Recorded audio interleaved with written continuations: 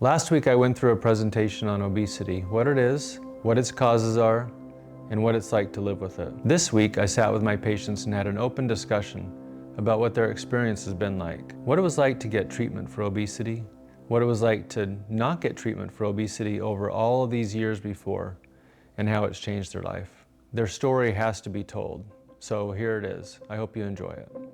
All right, cool. All right, so I'm blessed enough to have 3 of my patients here with me. And like I said earlier, we've had a great journey. I can't believe how this has gone. You guys have done amazing. We just talked about all the causes of obesity, some special associated diseases that come with this. And I thought it would be really great to hear what it's really like to live with this.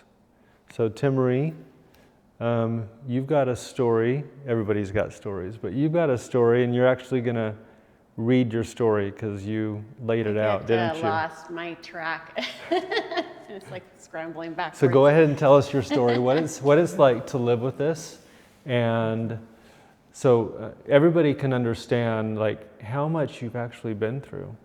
Yeah. So well, and I do want to start off with saying I am 51 years old. But I'm facing a lot of things that I shouldn't have to be health-wise dealing with at my age. I should. Mm-hmm. Anyways, but I'll go into that. Most of my whole life, I've been obese. I've been able to usually lose it by, eating right or exercising. When I got into my 40s, I wasn't able to lose it. I was having a lot harder time losing weight, even exercising and eating small portions. I think I was on Jenny Craig. I've been on all of the diets. But I just couldn't lose it. And I remember at some point, probably quite a few years in trying, I had just kind of given up and decided I'm just gonna be happy being overweight. I just want to enjoy life. I don't want to keep trying to lose weight. It's not working. But because of being obese for so long, my diabetes became out of control. So in the medical field, your textbooks are taught that obesity is a lifestyle issue. Calories in versus calories out. For most of my life, that was the label pinned to my chest. I got to where I didn't even want to go to the doctors anymore. The anxiety was so bad because I knew what they would say before I even walked in. So I just don't want to do that. And they're going to say I'm overweight and I need to try harder and I need to eat less and la la la la la. And there was a serious problem going on that we didn't know until I started seeing Dr. Moretti of why I was obese. I completely stopped going to doctors. I tried every diet. Sometimes I'd lose weight, but I'd always gain it back. And then when I was 40, I just couldn't lose it at all. In June of 2024, I was in the hospital. My body was so sick that I was lucky to even be alive. My diabetes was out of control. I mean, the highest that it goes is what, 12, 15? By some measurements, 15. 15. And it was just above. Yes, so I was at a 15, but they say that it could have been even higher, but that was the max of the diabetes. And I was constantly sick. When I was in the hospital, I was in there because I had a MRSA infection. So I had a skin infection because my body was so sick that I couldn't fight anything off. Because of not being treated for obesity, my diabetes was out of control. Now I am at a stage 3B kidney disease. I recently found out that I have lots of bleeding going on inside or behind my eyes, And the doctor was very specific that it was because of the diabetes. He said that there's so much bleeding happening because the diabetes, I had had it for so long. And so we're moving into what we're going to do with that next. But if the obesity would have been treated, if they would have found that I had Cushing's syndrome when I was obese years and years ago, I could be 51 and maybe not have stage 3B kidney disease, eye problems. I have one eye here that I can barely see out of, and I'm only 51. When some of the symptoms that I had when I was obese was my body had transformed into a stranger. My face was round and flushed, lots of red, real round face. A hump had grown on the back of my neck. My skin was thinning. I had so much facial hair that I had to wax every week, just so no one would know that I had facial hair. I had purple stretch marks, like lightning bolts across my stomach. Most days I only survived on the adrenaline in my body until I would burn out, crash, and get very sick. I was always sick. Imagine the toll of being told to try harder when you are already running on empty. I felt the BMI bias every time I walked into a clinic. Before I opened my mouth, a diagnosis was made: patient lacks discipline. That's frustrating because I knew what I was doing and that they just assumed. I started to doubt my own sanity, but the science of cushioning doesn't care about willpower. Your body is being flooded with cortisol. I was living in a biological state of fight or flight every single day. My body was so worked up and so full of anxiety and so stressed, and I thought that was normal. Now that I'm on the medicine for Cushing's syndrome, I'm just so calm. My daughter even will say to me, "Mom, why aren't you getting upset at da-da-da-da-da?" I just let things roll off now. Or before it was like, gotta get it done, da-da-da-da, da-da-da-da, had my list, da-da-da. And I felt that every day. It was horrible. I had seen many doctors. I'd even seen an endocrinologist, but no one listened or observed my body image. All the signs that I had were right there, all in my body. But everything changed when I met Chantel and Dr. Moretti at Dr. Moretti's office. So when I was sick in the hospital, I got out and I had an amazing doctor. He was an OBGYN doctor, Dr. Meckelkey. He had to do the surgery of the MRSA infection. And he said, "You need to get in with the doctor." Remember, I gave up on going to doctors. So I hadn't been to a doctor in quite a while. So I didn't even have one. And he said, "You need an internal medicine," and I know the guy. And so he referred me to Dr. Moretti's office. I couldn't get in with him at first. I got in with Chantel. Love Chantel. She changed my life, not only with my health, but my view of going to the doctors.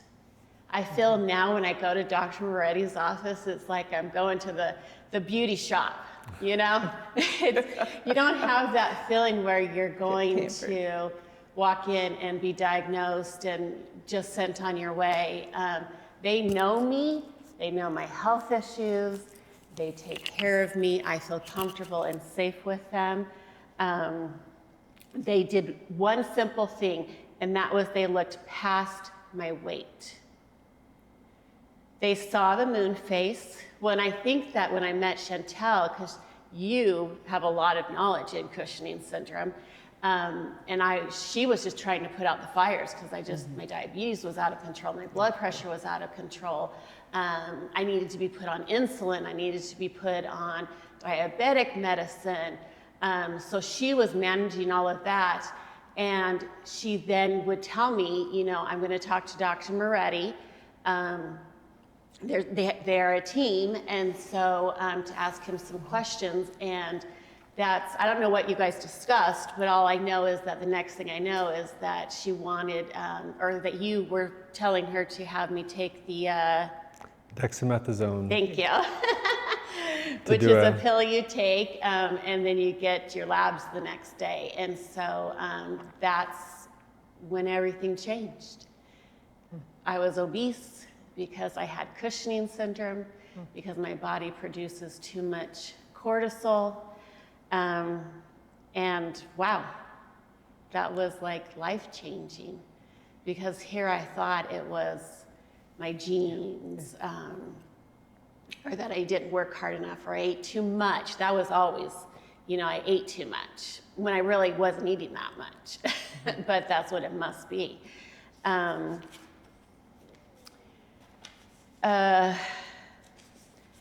I remember being in his office. I think at this point I've met Dr. Moretti now, and I remember just crying because I finally felt vindicated.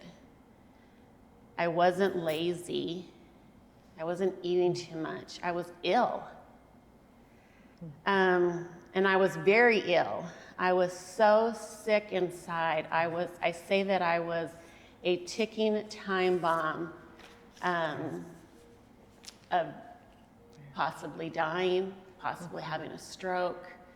I was being dismissed stays with me. It makes me very angry due to not being treated to Cushing's syndrome.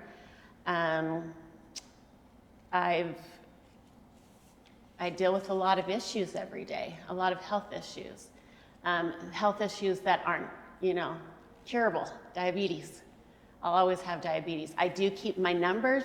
My number, my A1C was crazy, 15. And my A1C now, I just had lab work done, is a 4.6. That's huge. Good. Wow. That's huge. That's good. I'm not on insulin anymore. I haven't been for probably 6 months, maybe more. So I'm not on insulin anymore. I'm not on, I was on metformin, then I got switched to Jardiance, right? And I'm not on Jardiance anymore. I am on the Mounjaro. It helps with the diabetes and it helps with the weight loss. So I was 332 pounds when I was in the hospital, and I'm now 197 pounds. I never, yeah, that does deserve a round of applause, right? And the last time we met, when we did the podcast. In February, I was 215. Yep. Yeah, right? Yeah. Or I had lost 115 pounds at that point. Now I've lost 135. Now you've lost another 20 pounds. Yeah. And I remember Amazing. being in your office the first time, being weighed and going, when you said that it's going to happen, I'm going to lose weight, I was like, yeah, right. And it's just, everyone, they always tell you that, you do this, you do that, you'll lose the weight. Well, he put me on Mounjaro to help the diabetes, which helped the weight loss. And I remember getting at 299 going, oh my gosh, I've lost weight. Like, I haven't lost weight in a long time. And then I would go from 299 to 257 going, oh my gosh. And my goal, I really would like to get to 160, but I'm finally out of the 200s. Like, the last time I was out of the 200s, I was probably in my 20s. It's crazy. I even tried recently on my wedding dress. My wedding dress is big on me. And that was back in 2003. So remember, okay, you're taking Mounjaro, but remember, you also are getting treated for Cushing's syndrome at the same time. Yes, the so Korlym both of helps those, with the both of those belly medicines fat. together Yes. are kind of the key piece for you. Yes, that Korlym is amazing. It's the medicine that I take for Cushing's syndrome. You know, it wasn't easy being on Korlym. It was a journey. I mean, Dr. Moretti thankfully did know how to diagnose me as far as how much to take and to do it slowly. And now I am at a high dose, and I noticed a big difference when you get up to where you need to be. Your stomach, the fat starts to disappear. I mean, my stomach was huge. Yeah, the picture we showed on the slide set, that was Huge. amazing. You know, and skinny legs, skinny arms, another sign of Cushing's syndrome. Yep. It was all, you could see my body and know what I had, but no one treated me for what I had or found what I had.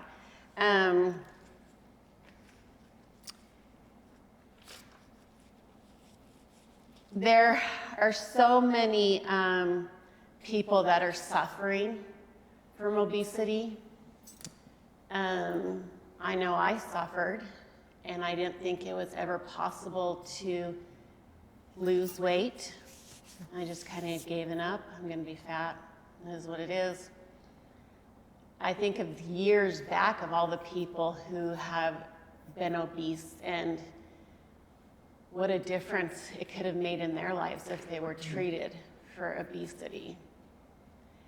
And it makes me sad and mad that I was obese, I wasn't treated, and now I'm dealing with kidney disease, eye disease, swelling in my legs. I have to wear compression socks all the time because my veins are severe leaking just from being overweight. And so I really want my story out there because it is possible. We have to change and understand that obesity is a disease. There's so many other diseases out there, and there's cures for them, and there's medicines for them. But obesity is just kind of like we cause the problem. We don't eat right, we don't exercise, and that's not true. I have a disease, Cushing's syndrome, that is what caused my obesity, which then caused my diabetes and my kidney disease. And I just hope that someone out there can see my story. I know I've watched other people's stories and I'm like, yeah, right. But I really want people to understand, if you get the right treatment, if you get treated for obesity, what is causing your obesity? Mine was Cushing's syndrome, and yours may not be Cushing's syndrome, and may be something else. But there is treatment out there, and you need to see the doctor to get the right treatment. And I'm very thankful to Dr. Moretti for studying Cushing's syndrome. I remember when we were at your conference, they said that the students that were learning, to be medical doctors, says that the book, there's a short page or a 1 page or a few pages about Cushing's syndrome. Yep. And they didn't even know what it was at the time. They read it, but no one knew what Cushing's syndrome is and what it causes, for obesity. It's very treatable. Yes. So, there's always Dr. Moretti. You can come see. He specializes in it, and his staff in his office are the most amazing people. And if you want to hear my whole story, you can go on to Dr. Moretti's website. I don't know if you want to shout that out. Yeah, I mean, we did a podcast specifically, just me and you before, and so that whole podcast is posted on my YouTube channel. Yep. And you can link to it from my website. So yeah, you can see my story, others' stories. And then I just recently joined Facebook. You can find me at Timmery Bigelow Price, and my story is also on there. So I hope that someone's life out there is changed like mine was.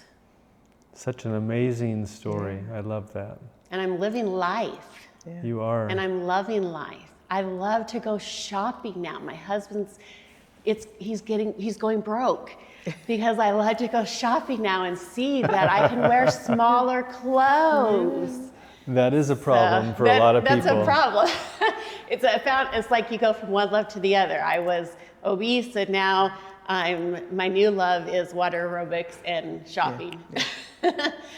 And doing adventures with my best friends and stuff. Just doing all the things that I would never want to do or try to do because I was so overweight. Yeah. And we should mention Fit with Stacy. Yes. Because you do her Love water aerobics her. program. Fit with Stacy does water aerobics. So I have a community pool, and I just would take my tablet down there, hook it up to my hotspot on my phone, and I would watch her YouTube videos for exercise. Water aerobics is so amazing. I've done water aerobics, and then I've also done the gym, and the water aerobics is so much easier I don't hurt, where you would hurt after you go to a gym. She's amazing, and she has videos for all ages. She has videos for different styles if you want something intense, something that's just, moderate. Thankful so much for her and putting those videos out for people who, like us, want to exercise and need to do it in a pool and not pay for a gym membership. Very cool. Mm-hmm. So she's great. And our medical program has medical treatment plus behavioral counseling plus dietary counseling and even psychological counseling. So we're treating people in our practice in a holistic way as well, trying to get people to exercise, eat right, and do everything. Well, and I remember when I came to see you too, I was still kind of debating on, do I still see my endocrinologist for my diabetes, or they were saying, you guys also treat that. And something just said to me, just stay with Moretti. He knows what he's doing, and he treated me. If I would have stayed with her, I probably wouldn't be where I'm at now, even. Well, I know you don't like me to say that, but no. It's the truth. It's my story. Yeah. Can I ask you a kind of professional opinion? Sure. So Sonja's a psychiatrist, and you mentioned that you even started to feel a little bit crazy, like insane. Oh my gosh. Really, is it my fault for doing this or that? Yes. Because everybody was blaming you. Yeah. So do you concur with my with endocrine illnesses? With my gaslighting, or do you? It was gaslighting, but what can happen with diabetes and other metabolic problems is that depression is very significant with that. And then also with cortisol, if it's high enough, you can start to feel like your mind can play tricks on you. My body was so out of whack with cortisol. I remember thinking I was going through menopause. I have to be going through menopause. I'm crying at everything. And that's not me. I'm a happy person. Like, I like to go and do. And I just remember being very tired all the time. And I didn't think I cried as much as I did, but my family told me that I cried a lot about everything. Depression is a major symptom of Cushing's and syndrome. Our screening is always to rule out endocrine diseases, because you cannot fix depression unless you fix the hormone problem. Right. And that triggers obesity too. So there's a reason why people are overweight. Yeah, there's a lot of interplay with all of this stuff. Multifactorial. So now I'm living a whole new life. You are, but it's quite amazing that you still, like this eye disease thing just recently came up, and your diabetes has been technically under control for over a year. Yeah. And the hair loss. I mean, this is a wig. I don't have much hair. And so we're trying to work on that. And my hair was my everything because I was obese. I didn't really like the way I looked, but I loved my hair because it was thick and it was curly, and now I don't have much of it, but I'm hoping we'll get it back. If not, everyone's been fabulous in this. So. Sometimes people get hair loss just from weight loss, but going from high cortisol to normal cortisol could be also a trigger for weight loss. Yeah. And then medications have this small occurrence of hair loss as a possible side effect. So it's hard to say exactly what's causing it with you. Yeah. And this is what we face every day, like, is it this or is it that that's causing it? I know, and it's just boom. It just happens out of nowhere. You can't really tell, but yeah. you just go by what you know can cause hair loss, and you start to think about what the potential causes are. Well, that's an amazing story. Great story. I really wish we could have gotten to you earlier. Me too. But everything happens for a reason. Everything happens for a reason, and our medical technology and knowledge is improving. It's improving, yeah. And our treatment tools are improving.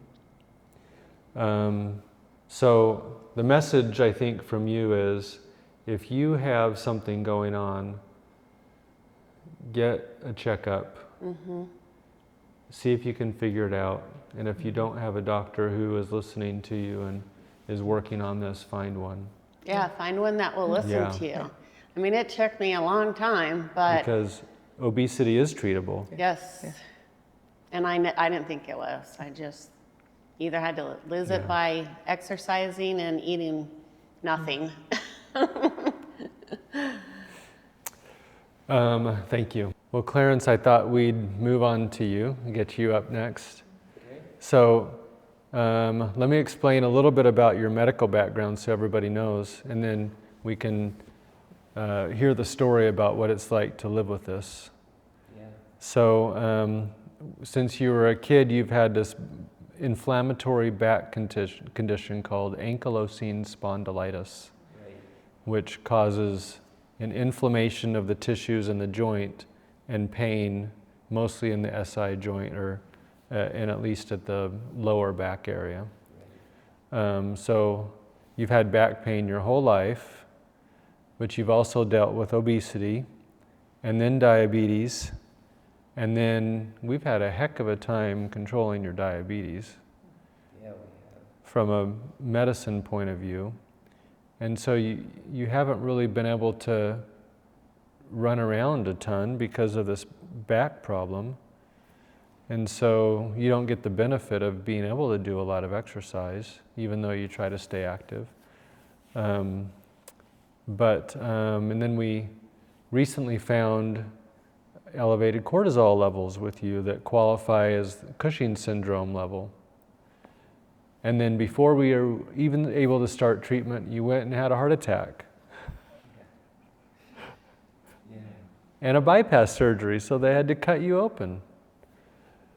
So all of these conditions are major risk factors for heart attacks and strokes. And they really are the #1 killer in the world, is heart attacks.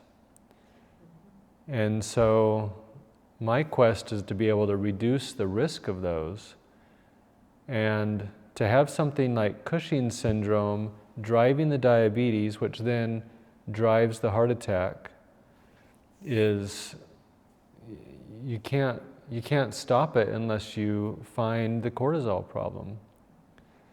So luckily you're still here, thank goodness, because some people don't make it out of that, you know. Right. So I'm curious to hear what it was like for the years and years before this, living with ankylosing spondylitis and diabetes and unknowingly Cushing's syndrome, and then what it's like now getting the treatment that you're getting. Well, I also had epilepsy, and I grew out of that at 18. So seizures. Yeah. Had 2 grand mals every month, like. Wow. And so I've had a pretty tough life, and I was always afraid of being picked on by people, with the weight too.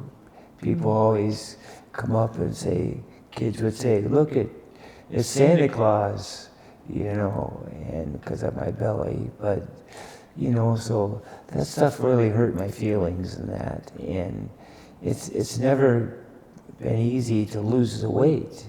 I tried different things and it didn't work. And I was 268, and then once we started this, I lost some weight, but now once we started this, I'm down to 213. Wow. Is what I'm weighing right now. Good for you. So Yes.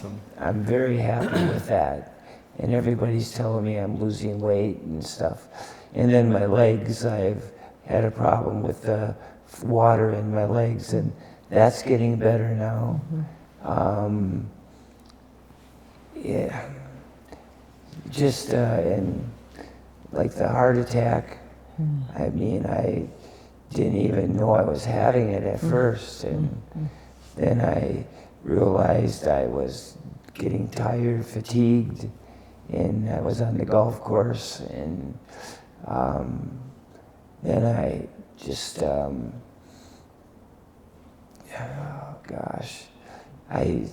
my shoulder was hurting, and then I went home, and I went to AI, and I typed in my symptoms in AI, and it says, you better get to the emergency room now, because you're either having a stroke or a heart attack. Oh, wow.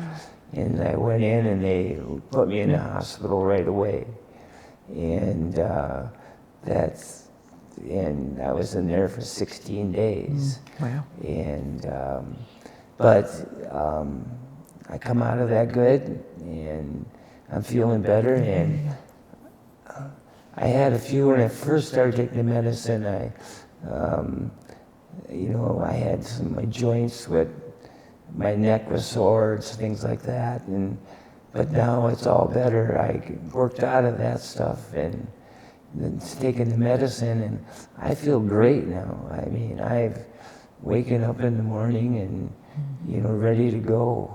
And, So you're talking about the Cushing's, the cortisol medicine, yes. the cortisol blocking medicine. Yeah. And How much pain do you have now? I mean, I don't really have a whole lot of pain. I mean, my only thing is I don't have good balance. I don't know what that is, but I didn't have that before I took the medicine too, so it's not from that. But I'm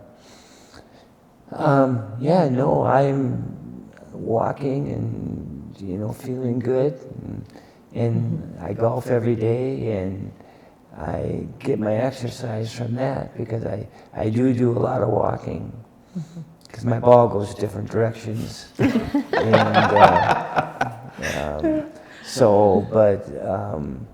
No, I'm Dr. Moretti has, found this in me, and I'm just so thankful that, he did, and I'm just, feel so blessed that I get a second chance of, starting to feel a normal person again. And you're right. His office is very friendly and kind, and Dr. Moretti is really a great physician. When I first met him, I told him I had the best physician in California, and when I lived here, I would travel to California to go to the doctor, because I didn't want to leave my doctor. And I said, you got to be as good as he is. And I'll tell you what, he is as good as he is, and better. And I'm so happy that I'm with him. Do you feel like you're at the barber shop when you're in the doctor's office? Oh, yeah. Yeah, I like that. you sure do. Beauty shop, barber shop. Spa. Yeah. No, but it's been a really challenge, and people are, they don't mean to be cruel, but they are, and that bothers me somewhat, and I think you can tell that. But feeling much better and waiting for the future to come, you know, so. It's amazing that you're here where you are right now after going through so much like that. Yes. How old were you when you had the Santa Claus comments? I was like, oh gosh, I was probably like 45, you know. So when did your weight first go above normal? Probably, you know, right about 45 or so. Okay. Yeah, I mean, when I was 30, I was in a size 30 waist. You know what I mean? So Yep. it just went haywire. I don't know. And so now it's getting better, and I can feel the difference in the weight and everything like that. So I'm very happy, very, very happy. You know, it's amazing to think, even with the strongest diabetes medicines that we were using on you, and your diabetes was still terrible. Wow. Yeah. And You now, can't, if the cortisol problem is there, you can't combat it without actually treating that. yeah, and that's even better now. It's I mean, I'm about 130 on my sugar level now every day. So And we've only been doing the cortisol treatment for a couple months. I mean, we're just barely into it. I can just feel the difference. And So everybody says I look great. My color, everything looks, you know, everybody's coming up to me and saying how much I look better. So I get the positive now. Yes. You're going to be in a beauty pageant soon. Oh, yeah. Yeah, that'll happen. But no, and I feel great, and I thank you for, you know, caring and that you give. Well, And thank you so much. I didn't bring you guys all here to praise me for anything. No. I wanted, you I want did. the world to see what can happen with the right treatment, and that treatment is available and it's out there. People Well, deserve to get treatment. Hope people can understand what you know you go through, and I think they do when you have this, and then what'll happen once you get on something like this and can change your life. Yeah. So. I think it's important to remind everybody too that not everybody needs medicine. Yeah. You know, if you don't have an underlying condition that needs to be medically treated, then some people can lose the weight with diet and exercise, treat their obesity and be successful. But not everybody. Right. So we need people to know that if they're failing, so to speak, that they can get treatment somewhere. Sure. And you're tough on giving medicine out. I know that. You know, you don't just say, well, take this. You know, Right. You are tough. I can only allow you this, and that's it.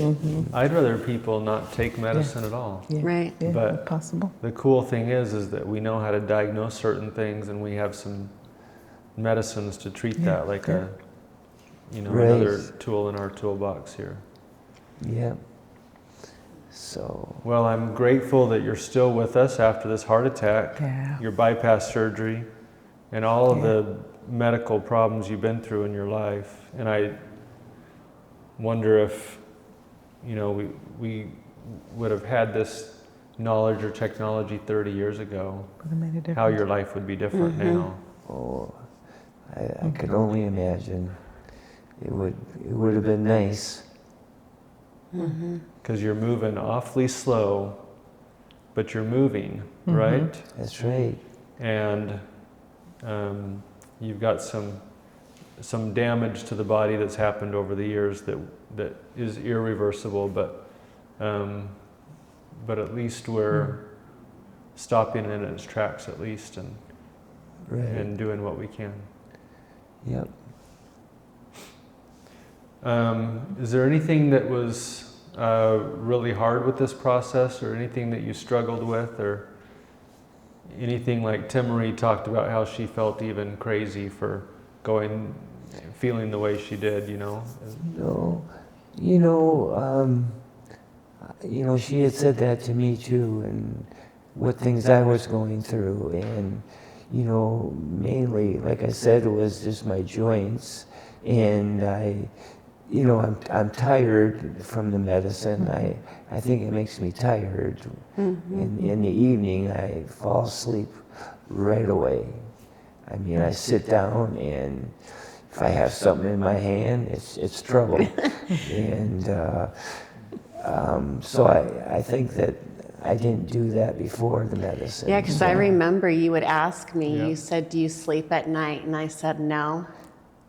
And then when I started the medicine, I was like, oh, this is wonderful. Yeah, I sleep, I get up now at 4 o'clock and fall asleep like at 9:30, so. Yeah, if you're juiced up on cortisol all the time, it's a fight or flight. You can't. Yeah. You can't go to sleep when you're in fight or flight mode. Yeah. So have I told you guys about the catch-up part of it? In the first month or two of treatment, you're going to catch up on all of your sleep-deprived situation. I feel that. And usually the daytime sleepiness or the afternoon sleepiness gets better. And so most people are so sleep-deprived, when they start taking the medicine, they're like Yeah.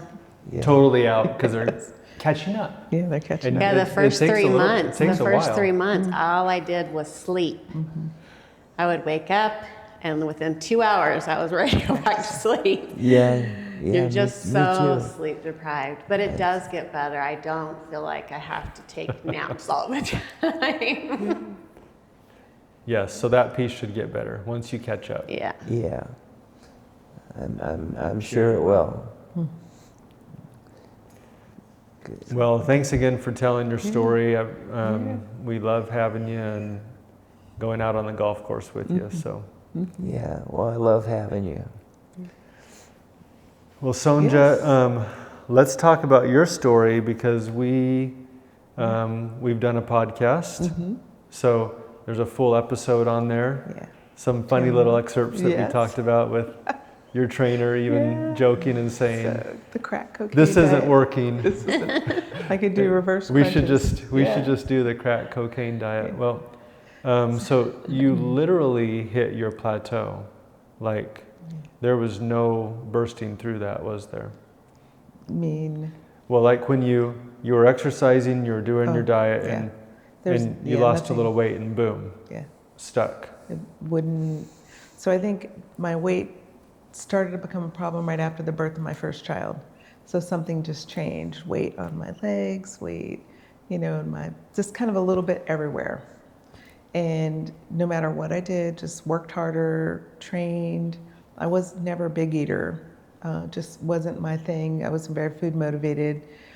So I just kept working harder and harder. And no matter what, it just wouldn't come off. So the story, that's a funny story, is I had an ex-Marine drill sergeant trainer that my lovely ex-husband gave to me for a Christmas present.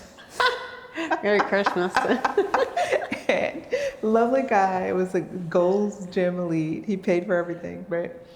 And Wow. I worked out with this guy like maybe 3-4 times a week. I mean, and he was a Marine drill sergeant, and nice guy, but at the end of it, I mean, I had just finished doing maybe like 10 reverse crunches hanging on straps at Gold's Gym.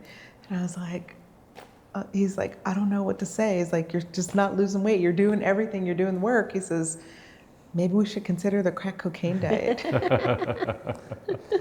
And he was just saying, like, I know you're working hard. It was validation. That, Right. like, you're doing what you need Right. to do, but Right. this is not the answer for you. I saw a nutritionist after that point, and she says, you don't eat enough calories. Your body is just in starvation mode. Your metabolism is 0, which I don't think that that's really the true story anymore. Right. And she says, just stop training and eat food. And that didn't really matter anyway.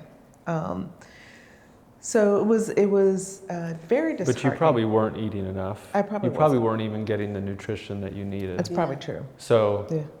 ultimately, pretty good advice. Probably did need to eat a little bit better. But, you know, when you're in my own mind, it's like I'm a healthcare professional. I've read the data on diet. You know, med school doesn't teach a whole lot about it, but I just did a lot of reading. I read everything I could find out there about nutrition and how to eat properly and what kind of exercise works best. And no matter what I tried, it just didn't matter. This was one thing that I just could not master. So I decided, you know, the weight just kept coming on after my second child. I think I did lose weight between the first and second child finally. And then there was a 6-year window it took to get down, not even to my pre-pregnancy weight. Yeah.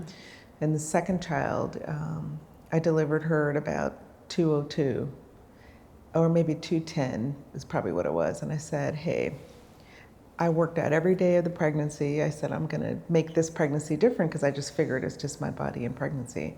So I worked out every day before that, during that whole pregnancy, and every day for a year after. And I just fell in tears. I could not break 200 pounds. I was nursing. I did everything you can imagine. I exercised, I ate, I nursed the baby. I would get up at 4 a.m, go train at the gym with my girlfriends, and then come home and get the kids ready for school or whatever, daycare, whatever they were going to do, and then I'd go around, you know, two Plenty of hospitals, exercise, go to yes. my office, treat patients all day, go back to the hospital, round. It was just like, it wasn't that I wasn't moving. So I kept trying. I just put my head down, ignored it, and just said, I'm just going to keep trying. So I never stopped exercising. But then over time, the weight consequences for me were joint problems. So I had a deformed hip that started to become more and more painful. I got an MRI. They told me it was a torn gluteus minimus muscle, the muscle in the joint area. And so I'm like, okay, I'll just train harder. I got yoga certified. I just kept moving. I'm like, I'll become a yoga instructor and I'll incorporate that into my mental health treatment of people. And I just kept moving. Finally, I just like, something's not right. I finally went to another doctor and said, hey, you know, I can walk not even a block, and then I have to sit down. The pain is searing. It can't be this torn ligament or muscle. And x-ray shows, oh, by the way, your hip is bone on bone. So I got a hip replacement about 10 years ago and recovered from that pretty well, kept doing everything that I was doing. And then because the weight still wouldn't come off, even though I could still train, and I never stopped moving, but of course you move less when you're bone on bone. The pain is immeasurable, and your sleep gets disrupted too, which doesn't help for weight loss. So, and then about, I think it's 2 years ago now, I got my other hip done. That hip was normal 6 years ago, but they said, well, it just happens. It's your osteoclast turned on, and now you just need to have that hip done. I think it was more the weight that I couldn't get rid of. COVID killed it, being at home. So my maximum weight, and as this other hip got terrible, I could move less and less. It was worse than the first one. Probably because I was a little bit older too. So the movement was more limited. I wasn't a big eater anyway, so I was just stuck, and the weight just kept growing. I got to a weight my maximum weight was 286, and I don't even know how I got rid of 10 pounds, and got a surgeon, a friend of mine, to like fight with the insurance company because they said they weren't going to replace my hip unless I got down to a lower weight. Like, that's impossible. And so I got that done. Thank goodness, no pain, mobile again. It healed wonderfully. I was worried about post-op problems because with the weight, it's more problematic. I even told my friend surgeon, I'm like, I'm gonna apologize in advance for all the adipose tissue you're gonna go through, because I did gross anatomy, so I know that's tough there, so it's gonna be a slippery mess, And he was just lovely. He says, don't worry, he says, I'm gonna do my very best, you're gonna be fine. And he did a fabulous job here in Arizona. So, but the pain of being a productive person who, any goal that I make, I will I'll meet it. My parents were immigrants from the Caribbean. I didn't know, they didn't know how to really navigate in America. They were citizens, but still, you know, you learn how to do it, and the connections that you don't have if you don't have all the family situations. In the 70s, I was in Los Angeles. My college counselor for the high school would not give me an application for college. She's like, go to a trade school. But I was number 4 in my class, and I'm like, forget this woman, I'm not gonna do that. And I just went around her, got to UCLA, which was a great institution because I had good grades, not because I was a DEI person. Right. And my counselor there, who was a man of color, said, you're not prepared to be pre-med. Why don't you go be a history major? And I'm like, what's up with these people? So I just found some other counselors there, and I just went through. And so when I got my Ivy League acceptance to medical school in New York, I just told the guy, don't tell people what they can't do. Right. That was my temperament. Give me a wall and I'll find a way around it, or I'm gonna scale it. I'm just not gonna be defeated. But this weight thing it was defeating me. I mean, I would sit around and think, oh my God, if I die, who's gonna be able to carry me? I was feeling bad in advance for pallbearers. You know, when you're overweight, you're invisible in the world. People don't look at you, they look through you. You know, if you have to meet a new doctor, you're just mortified. Like going to see your gynecologist is like, oh my God, like how That's true. you have to do a whole like pep talk with yourself. Like if I don't go, you know, and people would say, why don't you just do this? And why don't you just do that? And I just stop responding. I'm like, I exercise all the time. That's the only thing that keeps me sane. And I don't eat a lot of food. All my friends always say, is that all you're eating? Is that all you're eating? And I just ignored them. I'm like, but it was lipedema. Probably, I've never heard of it before. I'd never heard of this in medical school. And I think that is exactly probably what it was. It onset after a hormonal change and resistant to anything. But now on the GLP-1s, it's coming off. It's amazing. Like nothing is different. I mean, I eat the same, I exercise the same as I always have, but the weight is coming off. And I clocked in at about 194 Wow. recently, which is, I'm almost going to be at 100 pounds if I keep getting lucky. But I'm just thrilled to be able to move and not have joint pain. Exactly. You know. And to finally have an answer. And people a see me cure. again too. Yeah. You know, so sometimes I would feel bad even taking care of patients saying, I'm just a bad role model, you know? But then again, I'm a psychiatrist, so everybody has like an overweight aunt that has all the wisdoms.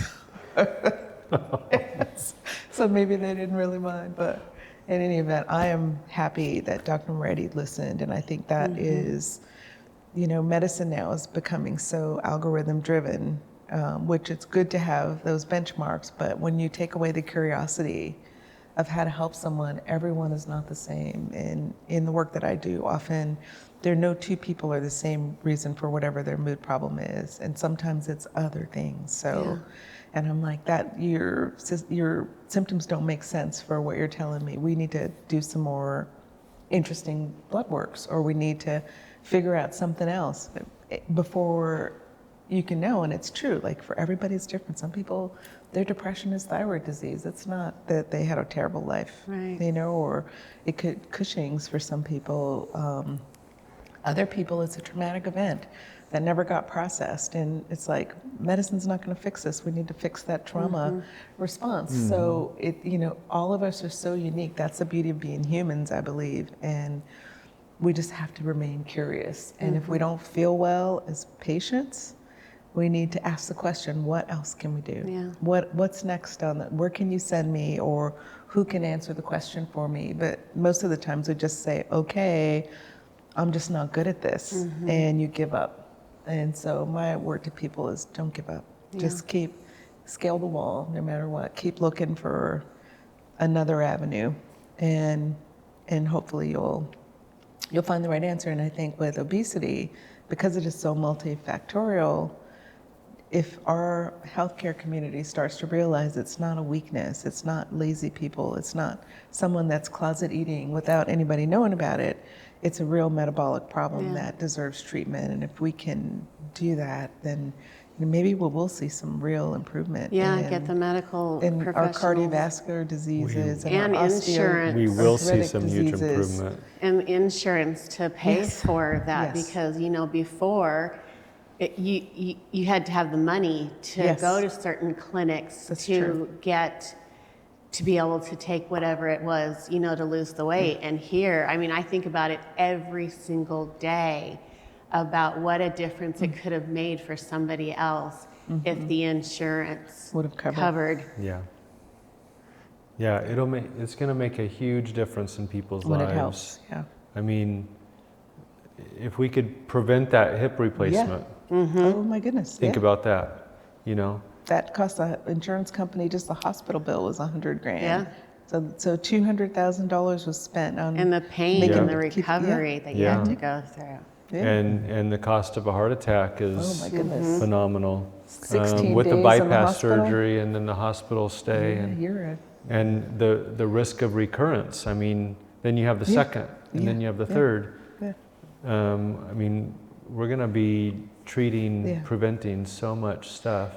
That would be so good. It's not Yeah. about vanity. And I was lucky I didn't have any of the secondary causes, probably because the lipedema is a whole different metabolic thing. And I have pretty good gene structure in the family, but a lot of my cousins are overweight and healthy. So maybe they have it too. We got to look down Yeah. the family tree. It's like, hey guys, maybe this is what it is. The key point is to To do do it something. right, do something, do the treatment right. We're not trying to make up for No, someone's laziness. no. That's a ridiculous Yeah. perspective out there that people have. But we It's do not need to for do him. the exercise and Yeah. Yeah. the For dieting sure. with it too. Well, and it's good for your mental health And you too. Yeah. can, you can do it. Now you can finally do it, yeah. You can do more exercise when your weight is down because, it's a lot. My weight trainer was like, okay, don't forget the weight that my actual leg is when we decide what we're going to Right. lift Right, here. right. Yeah. Yeah, it's like me out there at the golf course. I mean, 2 times the ambulance had to come and get me. Oh. You know. And it wasn't heat stroke, huh? Well, it was part of it. Yeah, okay. And It gets so hot, yeah. no, it just took a toll on me. And but Jack said he's not gonna take. I said just take the flatbed thing and come and pick me up, Jack. I said this is where I want to go if I'm going to go. Right on the and, golf course. Of course, yeah. Jack owns it, but I think you're But around to for a have while. you in better shape, Yes. you're not going to be getting heat stroke No. out there as long as you carry some water with you. no. You're not going to be having heat stroke anymore out Yeah. there because your body's better adapted. It's You're in better metabolism. shape. You're better Right. prepared. Your No, I medical feel much conditions better are- out there now. Yeah. I really do. And I mean, with high sugar levels from your diabetes before, that's a yeah. perfect setup Yes. for heat Oh, stroke yeah. because you can't control your fluid balance. Dehydration and electrolyte imbalances. and- yeah. Yeah. And I didn't drink water a lot. I didn't like water. But now I'm drinking quite a bit of water out there. Yeah. So, Well, I think when you have the hope, that Dr. Moretti gave us, the hope, and we see the difference that it's doing to our body, we're now more excited about exercising and doing things that we probably wouldn't normally do because it wasn't doing anything, and it was like, oh, And it was painful. yeah, right? yeah, So, painful and Yeah. and now we enjoy it because we see the change. And you gave us that hope, for sure. Thank you for Thanks. doing all the things and all your studying and everything and just yeah. having the answers. And hopefully with the podcast, the rest of the medical community and other Yeah. people will say, hey, there is something more to this. Can you? Showing people That that there's- you can get past that big old wall Yes. that Yeah. people are running up against. Yeah. Especially people don't realize what this even is. Right. It's just you found it, in my tests and things, and it's just a miracle that you did. Yeah. Otherwise, I'd be going the way I was going. And Yep, you'd be on a different trajectory, wouldn't you? exactly. We all would be, yeah. So I'm so grateful that you took the time to look for things that are not normal, you know. And I would also say that the weight loss industry has been such a hyped kind of thing, and it hasn't been covered. So a lot of people haven't had access, but a lot of people have had access to not good care. So, if you just go online and start taking medications, these are not meds that you can just take. You're going to cause other problems if you're not being monitored properly on a regular basis. Yeah. So find an expert in this field. Like you need a weight expert, not just somebody that opened a shop and can dole out some and he meds. also knew about, like with the Corlin that we take, if our insurance wasn't going to pay for it. Yeah. This is to help us. Our insurance wasn't going to pay for it. He knew where to send us to, and that was Spark. And they gave us a advocate, and I don't even know if I'm allowed to say this, but I get my medicine for free. Good. And it would be hundreds, thousands of dollars. But whoever does the whole Spark thing, thank you. Well, You saved my life too. I knew I was in trouble when Dr. Reddy first came golfing with me, and he's in the clubhouse, and he gave me an obese hat to put on in the clubhouse. The Arizona Obesity Organization. It's like, okay, You've been tagged. I've been tagged. You know, that brings up a really great point. You mentioned like these weight loss centers in the past where you go in, you join their club, and you do weight loss treatment. And now we're treating obesity. Right. Now we're treating the diseases that get caused by obesity by treating the underlying cause. It's a much different approach. And yes, you were tagged from the beginning. I know. And people said it too. You needed treatment. And my hope is that we can identify more of those patients before they become Chronic. what's the word? A disaster or a medical disaster. You know, a heart attack, a stroke, Right. liver failure, kidney failure, the bleeding in the eyes, whatever it is. But we can get to these people earlier. We can get to them with their primary care doctor. If we provide some kind of system for the primary care doctor to provide treatment. Because now that's possible.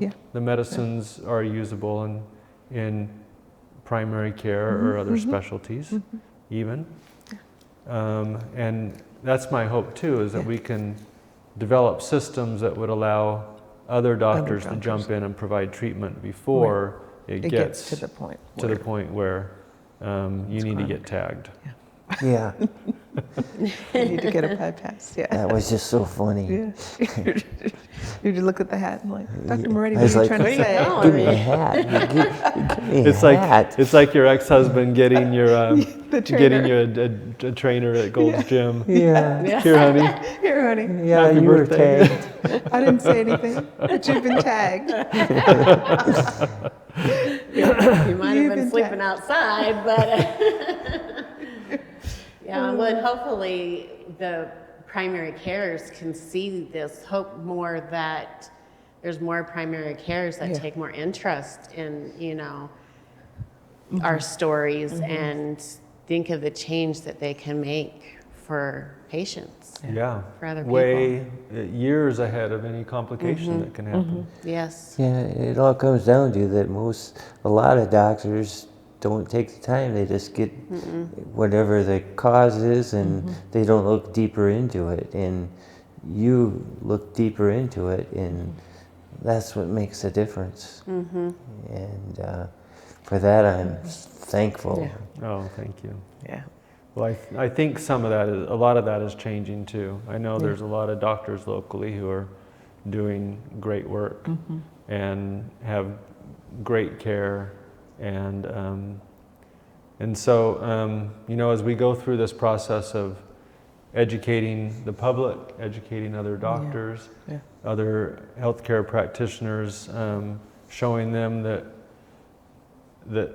there can be success. I mean, 135 pounds you've lost, and the whole point of that is to improve the diabetes and prevent complications. Yeah, well, 4.6, I mean, Yeah. A1C. never thought that was going to happen. And you know, I don't remember what the number was, because at first they thought that Cushing's syndrome was very, what's the word I'm looking for? Rare. Rare. Very rare. Very rare. And 1 out of 4 people Have it. With difficult to control diabetes, Yep. which is a technical term. Yeah, it's much more common than we thought. And I mean, you've done amazing with a year of treatment. Yeah. Has it been Just about about that with 100 about pounds, and that Yeah. far surpasses the average. Yeah. I mean, we should put that disclaimer out. Yeah. That's Okay. better than average, but you're Yeah. killing it. I'm killing I mean, it. That's Well, great. the medicine's killing it because I'm doing what I've always done. You know? Yeah. That's right. You're doing what you're I've always still done. putting in the effort, Yeah, aren't you? Yeah, I train all the time. I love it. I get tired, but I still do it. Yeah. But now my puppies love me because I don't fuss at them anymore. If like, you want to go outside again? That means I have to get off the sofa. Now I'm like, every 5 minutes, you're if they like, want to go out, I'm like, Yeah. okay. And then Clarence, you're making great strides, having some amazing results. You're out there exercising every day. Yeah. So good. Yep. You get to do what you love. Lucky for you. Yeah, I'm And living you're the still, dream. it still qualifies as exercise. Yeah. Yep, yep, and well, and it is exercise. You know, it's you know, you're swinging the club, you're, you know, you're walking, and It doesn't hurt your back. no, It's so cool. no, Pretty amazing, huh? Isn't that amazing? Yeah. It's amazing. yeah, no, it's great. I'm happy. Yeah. Well, that's Yeah. the biggest thing. Yeah. The happiness factor. Yeah. Happiness. I mean, quality of life, Yep. happiness with life. Life changing. Yeah. Yeah. Well, let's get the word out. All right. Let's help people see that change is possible and So how true. much change can mean for people. So, 100%. thanks for joining me tonight and Well, thank you for Thanks having for us. putting having this us. together. Yeah. Yeah.